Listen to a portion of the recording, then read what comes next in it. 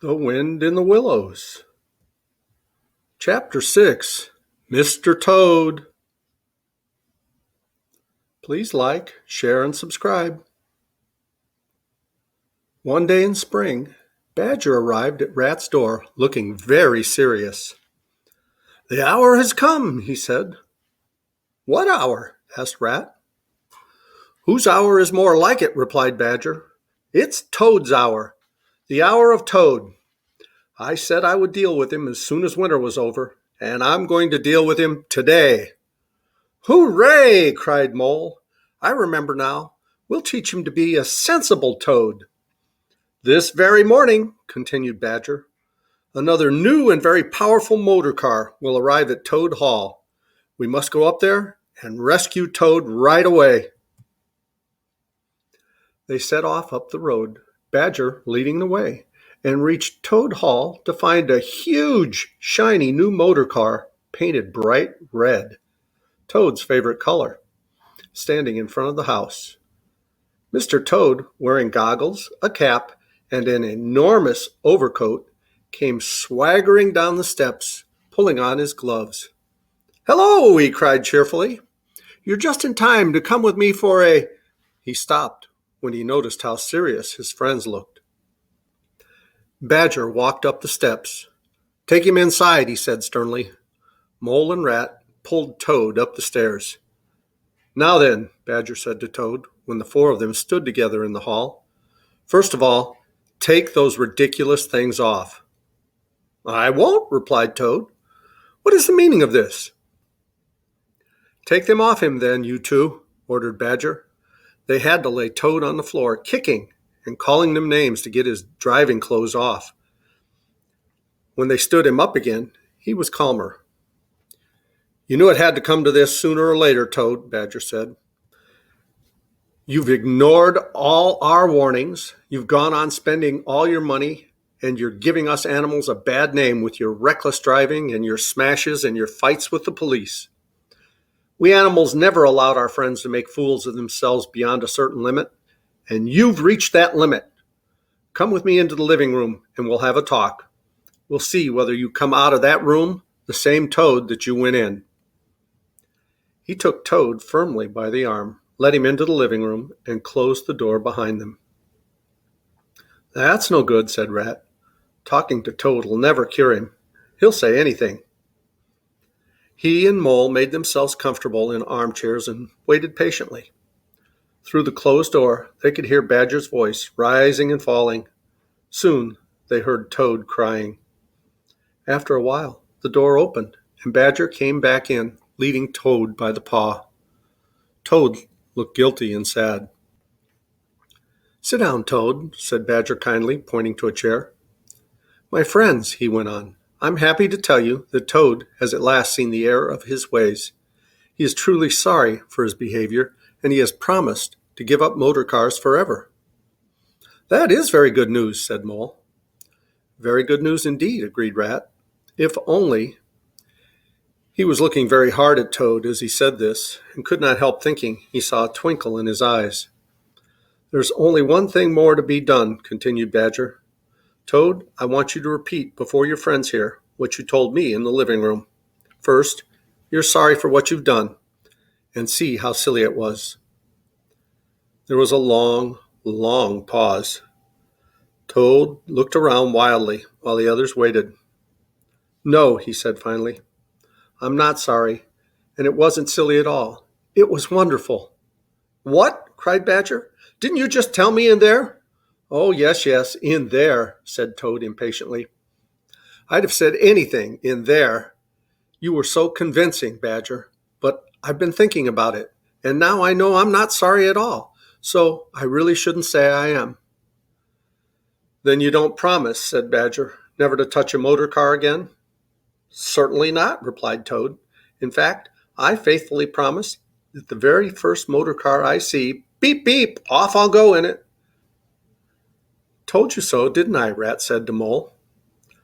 "Very well then," said Badger, rising to his feet. "Since you won't change your mind, we'll have to try something else. You've often asked us three to come and stay with you in this handsome house of yours. Well, Now we're going to. We'll stay until you see things our way. Take him upstairs, you two, and lock him up in his bedroom." "It's for your own good, Toady, you know," said Rat kindly, as Toad, kicking and struggling, was hauled up the stairs by his two faithful friends. "Think what fun we'll have together once you get over this." "We'll take care of everything for you till you're well, Toad," said Mole. "No more fights with the police, Toad," said Rat, as they pushed him into his bedroom. "And no more weeks in the hospital," added Mole, turning the key on him. They went downstairs, Toad shouting at them through the keyhole, and sat down with Badger to decide what to do next. "It's going to take a while," said Badger, sighing. "I've never seen Toad so stubborn. But we'll wait until he gets it out of his system. Meanwhile, we'll have to take turns watching him."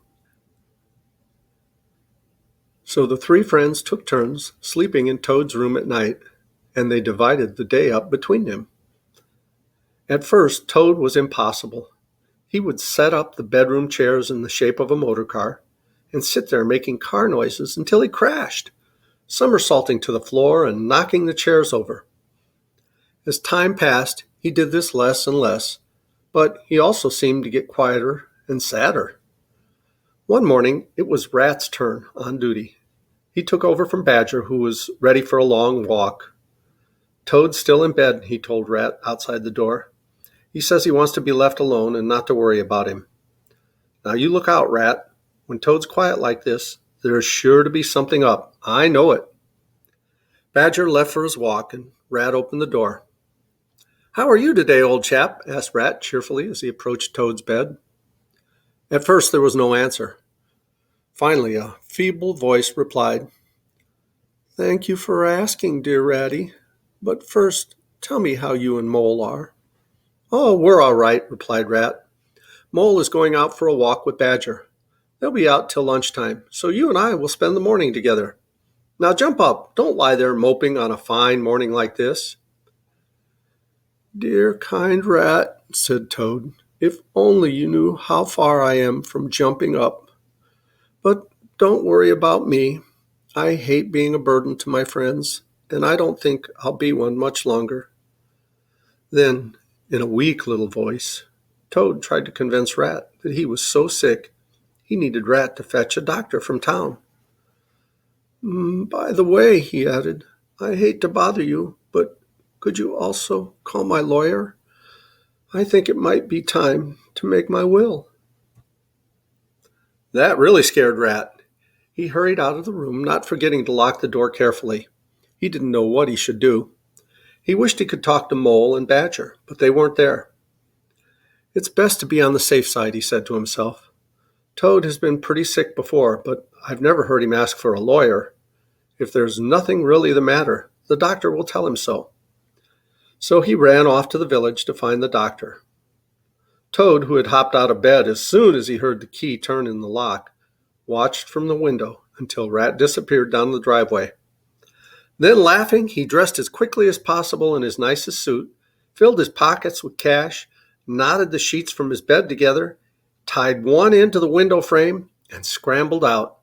He slid lightly to the ground and went off in the opposite direction, whistling a merry tune.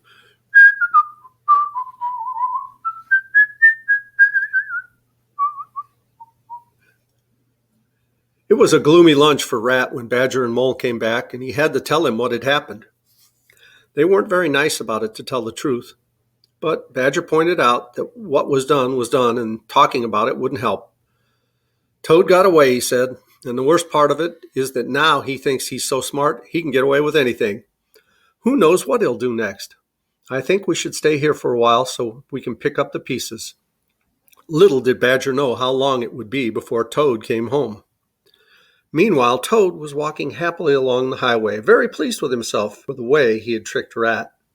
He walked along thinking about how smart he was until he reached a little town where he saw a restaurant. He went in, ordered some lunch, and sat down to eat.